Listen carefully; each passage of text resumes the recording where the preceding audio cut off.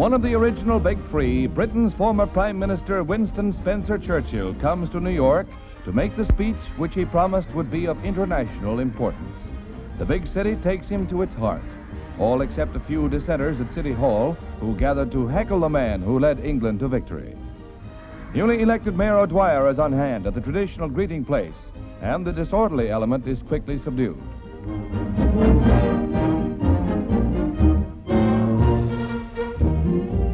Speaking at the official dinner before a distinguished audience of 2,000, Mr. Churchill backs up his Fulton, Missouri talk. I do not believe that war is inevitable or imminent. I do not believe that the rulers of Russia wish for war at the present time. I'm sure that if we stand together calmly but resolutely in defense of those ideals and principles embodied in the Charter of the United Nations, we shall find ourselves sustained by the overwhelming assent of the peoples of the world, and that fortified by this ever-growing moral authority, the cause of peace and freedom will come safely through. Complete to White Horse, Admiral Halsey is initiated as a circus saint and sinner, while General Doolittle looks on from the sidelines, along with former President Batista of Cuba. The club may be clowning when they go about liquidating the last memory of the war. But when they give the bum's rush to those two guys, Hitler and Hirohito, it's to chase gloom along with them so they can do honor to the Admiral. Former Mayor Walker acts as master of ceremonies before the enthusiastic audience, as Bull is formally welcomed into their group. He's christened with a dog tag that terms him the 5-star Jap final. Well, he certainly picks those sinners. The American Brotherhood campaign, sponsored by the National Conference of Christians and Jews, is supported by members of the United States Supreme Court. Justice Frank Furter says, "The unfolding of our republic is the story of the greatest racial admixture in history. Of the 56 signers of the Declaration of Independence, 18 were of non-English stock. Foreign-born citizens from almost every land fought in the war for independence, helped to save the Union, and in conspicuous numbers are found on the honor rolls of the 2 world wars." Chief Justice Harlan Stone also speaks strongly in a plea for tolerance. Freedom of the mind and the spirit has its practical aspects in everyday life. It includes the right of every man to live and work in peace, to earn and to save, and to enjoy the fruits of his labor, so long as their enjoyment does no harm to his neighbor. It embraces the freedom of all men to speak, to seek the truth, wherever it may lead, to think and speak freely, and to worship God according to the dictates of his conscience. In London, a princess goes visiting. Margaret Rose, youngest daughter of Britain's king and queen, makes her first public appearance by herself.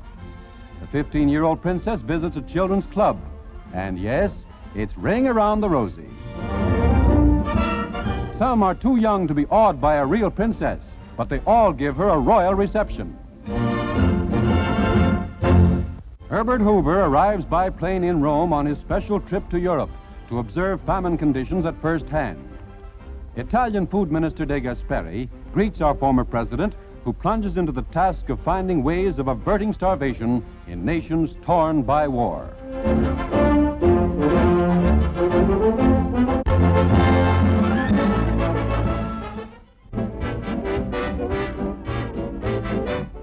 Oh, give us a home near the Capitol dome, with a yard where little children can play. Just one room or two, any old thing will do. Oh, we can't find a place to stay. We realize these are serious times, but I brought the banjo along for my own amusement. However, I do think it would be a good idea to to put up a barracks here in Washington so new senators would have some place to live. Governor Warren of California joins film notables, including Margaret O'Brien, in Los Angeles for the Oscar Awards. And Myrna Loy is very much on hand at the gala show, as is Ann Blythe. This is the night of thrills in Hollywood, with the coveted Oscars as the prizes. Ray Milland receives his from Ingrid Bergman for his performance in The Lost Weekend. I want to present you this award for the Best Actor of 1945, Ray Milland, Lost Weekend. Thank you. Thank you very much indeed. I'm greatly honored. Anne Revere is rewarded as the Best Supporting Player for her work in National Velvet. And William Wilder left and Charles Brackett win for the Best Screenplay, again, The Lost Weekend.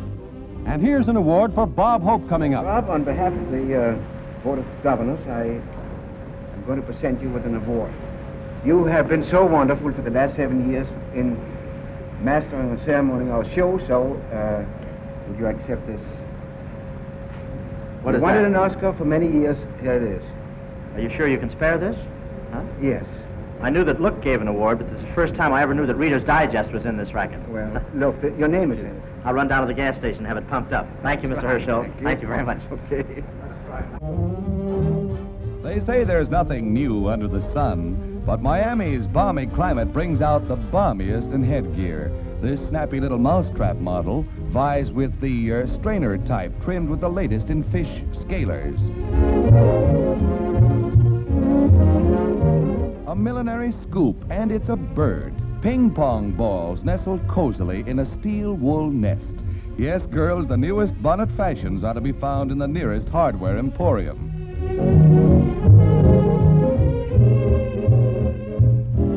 But the big noise in the millinery world takes on a warlike air.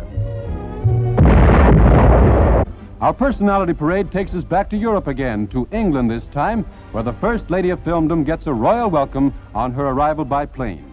Mary Pickford, long a favorite with film fans here and abroad, proves once again the gracious envoy of goodwill, whose smile has thrilled countless millions. Give all the dimes you can is the plea in the annual March of Dimes drive. And tonight, with a fashion show presented by the New York Dress Institute, the campaign makes further progress with $20,000 raised. All attention is centered on these preview styles, most of them shown for the first time.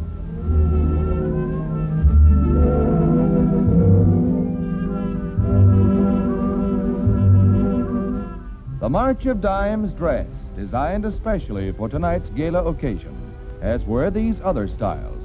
So feast your eyes on this one-shoulder jersey cape costume.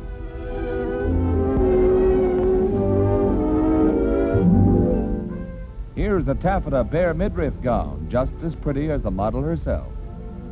So stunning models and beautiful gowns do their part for a great cause. Don't forget to do yours. Give to the March of Dimes. John W. Snyder left the director, and O.M. Gardner, chairman of the War Mobilization and Reconversion Advisory Board, confer with the president after presenting a resolution by board members endorsing the loan to England. Mr. Truman says, with this loan, Britain will be able and has agreed to abolish barriers that block our mutual trade.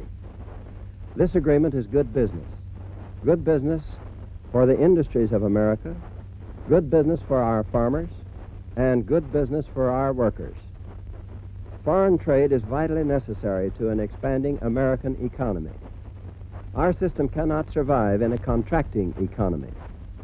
The British loan agreement is an important step in rebuilding foreign trade and in creating jobs in America.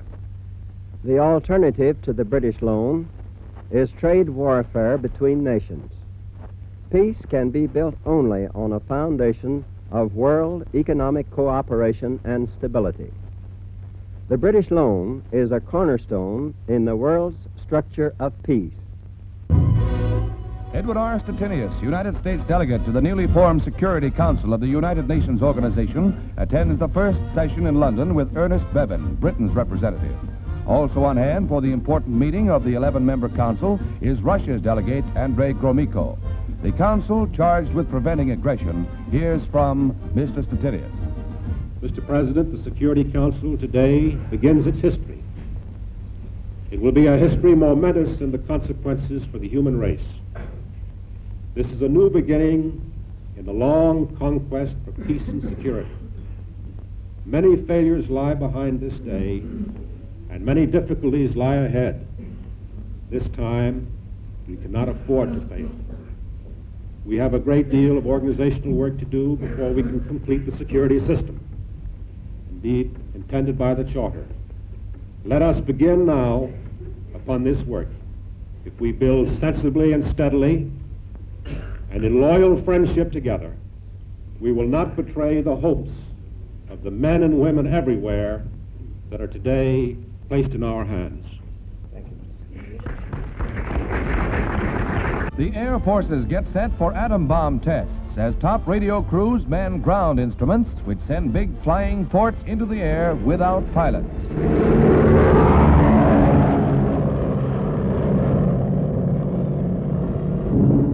This is the first time in history that a four-engine plane has been handled by remote radio control, flying without a crew. In this case, only the newsreel cameraman is aboard the robot ship. Since leaving the ground, the drone's speed, direction, and altitude have been turned over to a mother plane, known as the Queen Bee. The big battle-scarred B-17s, considered expendable, are destined for Bikini Atoll. A 5-pound control stick box on the mothership will maneuver the huge forts when they fly into the radioactive cloud over the atom test grounds, palm-studded Bikini Atoll in the Marshall Islands, where Universal's Floyd Traham took these first pictures. American officials discussed plans with the Bikini natives for the evacuation of the atoll. The islanders are a nomadic group and are well pleased that the Yanks are going to add a little variety to their lives. The youngsters have beautiful white teeth from chewing tough pandanus and coconut. But dentistry is a complete mystery and a three-ring circus combined. But it's time to leave. The precious Kono wood timbers of the community church are shipped, for the 167 inhabitants are missionary educated.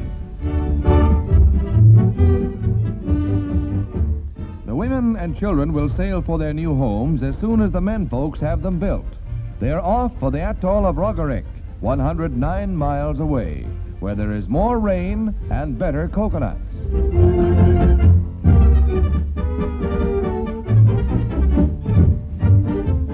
Pandanus leaves for roofing are an important commodity.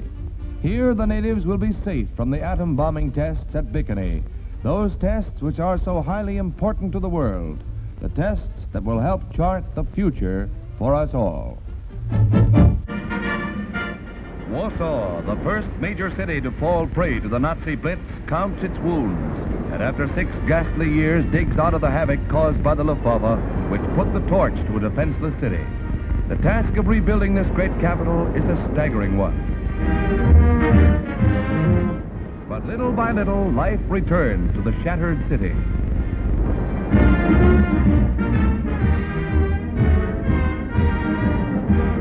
These children have known little but the din and brutality of war. But to a brave people, existence must go on, and they face it with smiling courage. Ontaki is on the rampage. The famed Jap crater on the southernmost tip of Kyushu Island goes into action after a lapse of 32 years. And it puts on a real 4th of July display, which endangers the city of Kokushima, 5 miles across the bay of Sakurajima. Moving at the rate of 10 yards an hour down the slope, the molten lava threatens everything in its path. If Ontaki keeps it up, serious losses to crops due to the volcanic dust are feared. And scientists predict disaster to a wide area if earth tremors should incite the crater to further violence. Villages on the crater side of the bay have been evacuated. Inured to suffering by long years of war, the inhabitants accept this prank of nature with stoical calm, born of long standing.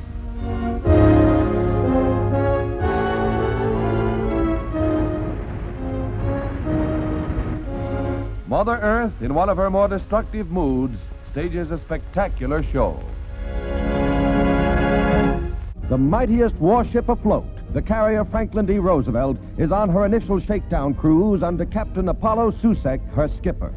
The mighty vessel was commissioned on Navy Day in honor of the late president, and for the first time she is put through her paces.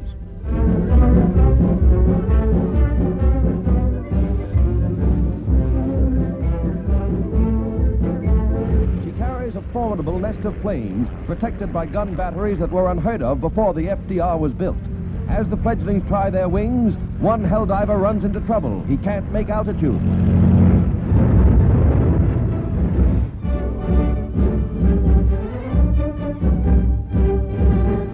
The 45,000-ton vessel presents an inspiring spectacle.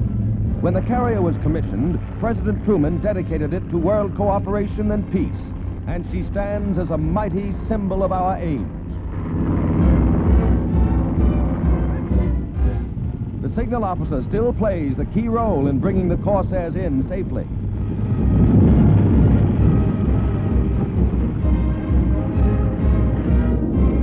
Good luck to the FDR, and may she never see battle action. Another aftermath of war. Sunken ships litter British harbors, and salvage operations proceed at feverish pace to clear the vital shipping lanes. Divers and other salvage workers operate around the clock. They take advantage of low tides when water can be pumped out of the hulks.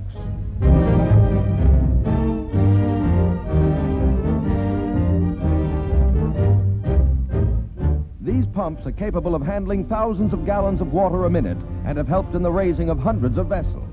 And there's another form of salvage that comes under the head of pre-war treasure, strictly vintage.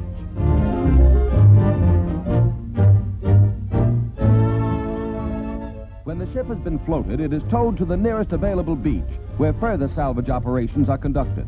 Everything usable is saved for the rebuilding of Britain's shattered merchant marine. On the other side of the North Sea, at Kiel, is another ship graveyard, this time German. The once powerful Admiral Hipper lies awash, a shattered wreck, testimony to Allied pinpoint bombing. Likewise, the cruiser Emden, once scourge of Allied shipping, caught like a sitting duck and smashed. Kiel, once the lair of Nazi sea wolves, has become the home of ghosts, the shattered remnant of Hitler's bid for mastery of the seas. Headed by 83-year-old Connie Mack, Dean of Baseball, the Athletics take up their chores for 1946 at West Palm Beach. In Connie's promising crop of pitchers is Dick Fowler, who played with the A's last year, and Bobo Newsom, who also was a tower of strength in 1945. Another standby at the Athletics is Russ Christopher. Yes, they're good, but it's Cornelius McGillicuddy, the old mastermind, who can show 'em how it's done, even if that old soup bone does creak a little. Here's hoping baseball's grand old man will be in there pitching for many another year. Admiral Halsey heads up Pasadena's colorful Tournament of Roses parade. It's the 57th annual observance of the event, and 50 flower-bedecked floats pass in review before a record crowd of 1.5 million.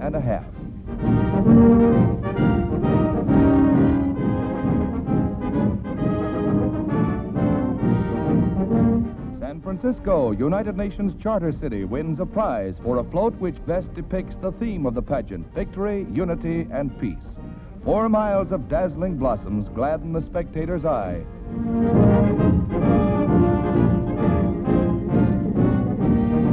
The immortal flag raising on Mount Suribachi is commemorated, tribute to one of the most heroic deeds of the war.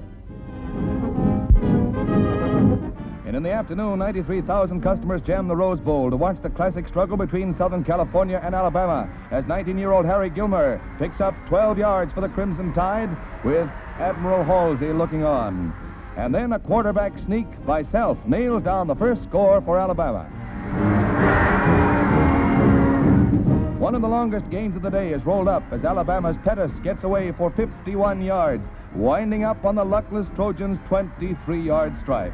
Southern Cal has won all of its 8 Rose Bowl games, but it looks like their string is run out, with 2 slashing down to their 2-yard stripe and placing the ball in scoring position for the next play. And from here, well, from here, it's an easy jump for two, and Trojan hopes fade. The Crimson Tide rolls on with Alabama's Corbett cracking through center for 12. The highest scoring combination in Tide history is out to increase its 4 Rose Bowl wins as Gilmer rifles a long pass to Self, who streaks for another score, swamping Southern Cal 34-14. Traditional rivals provide plenty of thrills for New York fans as the NYU Violets, with the ball, tackle the Irish of Notre Dame, and the local boys draw blood.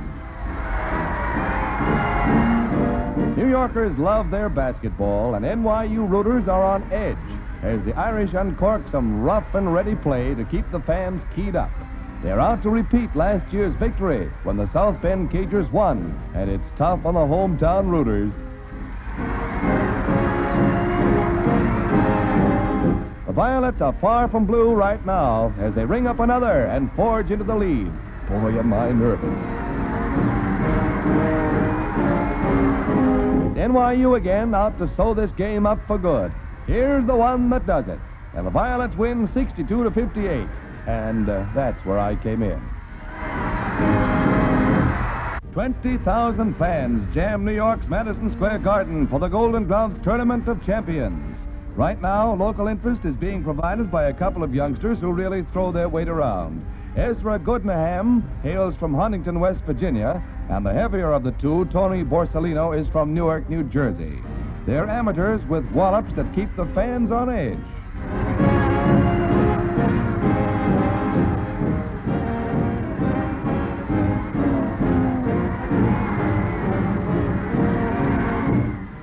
It looks like anybody's fight right now, but stick around, folks. Things happen thick and fast around here, and Borsellino's down, but good. Goodaham wins, because he's gooder. 38,000 bask in the sun at Miami for the Orange Bowl game, and it's the Southerners, the University of Miami, who score first against Holy Cross's Crusaders as Krull goes wide around end for the touchdown.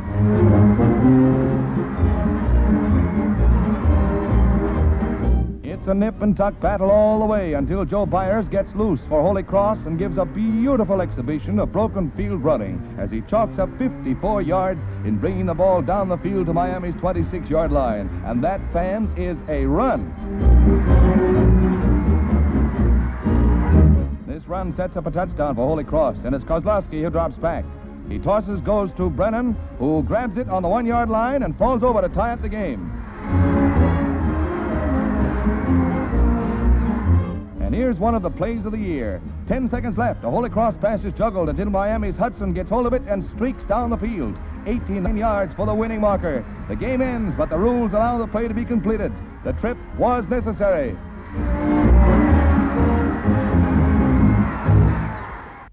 Happy Felton and some of his happy friends are going to give us the word. The word about dunking. Donut dunking, that is. It's strictly from etiquette and all that, so listen closely.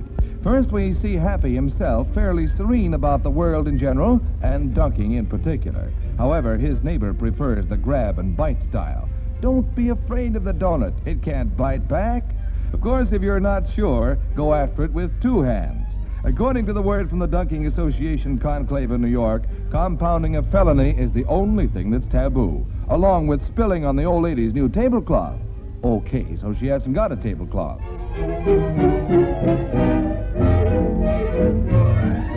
For the swanky soiree, Happy recommends Injured Innocence, or the close-to-chest sneak.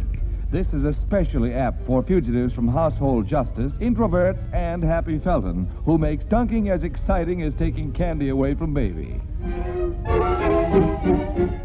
Shh, somebody's looking. The Sporting Lens focuses on ping pong. The nation's devotees of paddle and ball get underway in the U.S. Table Tennis Championships at St. Nicholas Arena in New York City. All ages and both sexes are out to win national honors, and the eliminations are jammed with excitement and some trick stuff that takes my breath away.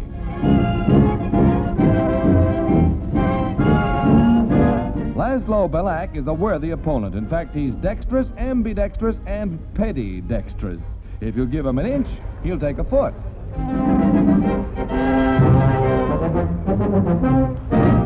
Nice footwork, Laszlo. The results are spectacular and almost unbeatable. All the opposition has to do is keep banging away. And that's my cue to move on to the next table, where a couple of table tennis titans are making it tough for the poor umpire. Steady there now, old man. He's not sure who's ahead or who's who. For that matter, who is ahead? Say, keep your eye on that ball. Is it a what's this or a whodunit? You figure it out. It's a heap of a lot of something anyway, and it moves, thereby putting it in the class with a Jeep. Only this is a Weep, a name cooked up by Edward C. Hammond of Boston, the creator and builder of this spare parts oddity that has room for an umbrella, in case it rains, maybe. Yankee ingenuity plus parts from 16 autos, a tractor, a trailer, and one sailboat, thank you, combined to fashion the labyrinth of mechanical parts and parcels that all fit into one ingenious whole. Hammond built it to beat the gas shortage. That was yesterday. If he wants to beat something today, he can beat the band. He claims 60 miles per for his Weep, and he says it'll run 50 miles to a gallon. Shucks, fellas, he's got nothing to weep about. Or has he? Jimmy Karras, challenger, and world's pocket billiard champ Willie Mosconi join in some special cue artistry as their cross-country match ends in Chicago. Karras demonstrates some Chinese billiards and some skillful sleight of hand. Even a champ can miss in this game, but he soon finds the combination.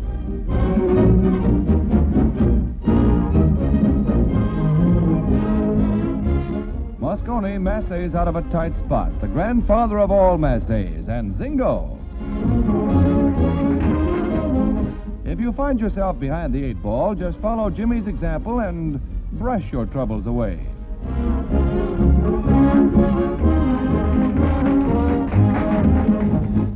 Mosconi's 13-ball billiard shot is a dilly. Or it is, or is it? It is. Historic Vienna returns to peaceful pursuits. A post-war steering gadget is only one of the novelties in this tandem race. And after a flying start, it takes lots of body English to get around the corners, especially if your sidecar is a self-steerer.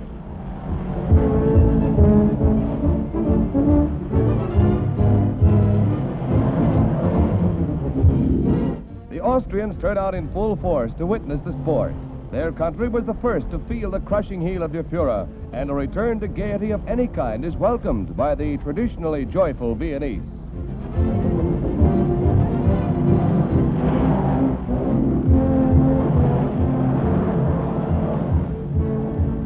Air Force pictures show the first motorcycle race to be held here in 7 years, a race that ends with the usual upset.